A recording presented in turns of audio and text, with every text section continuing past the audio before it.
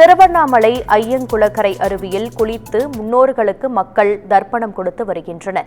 இது தொடர்பான கூடுதல் விவரங்களை எமது செய்தியாளர் மணிகண்டன் வழங்க கேட்கலாம். வணக்கம் மணிகண்டன், அங்கு பக்தர்களின் வருகை எவ்வாறாக உள்ளது? வணக்கம் சுகன்யா.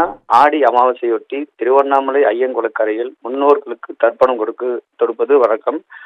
ஒவ்வொரு ஆண்டும் அமாவாசை மற்றும் புரட்டாசி மாதங்களில் வரும் மகாலய அமாவாசை தினங்களில் மறைந்த முன்னோர்களுக்கு நீர்நிலைகளில், ஆற்றங்கர ஓரங்களில், குரக்கலைகளில் தர்ப்பணம் கொடுப்பது வழக்கம். திருவண்ணாமலை ஐயங்குளக்கரையில் ஆண்டுதோறும் ஆடி அமாவாசை மற்றும் மகாலய அமாவாசை தினங்களில் திருவண்ணாமலை சேர்ந்த பொதுமக்கள் ஒன்று கூடி முன்னோர்களுக்கு தர்ப்பணம் கொடுப்பது வழக்கம். அதன்படி இன்று ஐயங்குளக்கரையில் காலை முதலே ஏராளமான பொதுமக்கள் ஒன்று கூடி மறைந்த முன்னோர்களுக்கு தர்ப்பணம் கொடுத்து வழிபட்டு வந்தனர். திருவண்ணாமலை அருணகிரிநாதர் திருக்கோயில் அருகே உள்ள ஐயங்குளக்கரையில் தேங்காய், பழம், எள் உள்ளிட்ட பொருட்களை கொண்டு பூஜை செய்து தங்களது முன்னோர்களுக்கு நினைவு கூர்ந்து ஏராளமானோர் திதி கொடுத்து வருகின்றனர். சுகன்யா, உங்கள் விவரங்களுக்கு நன்றி மணிகண்டன்.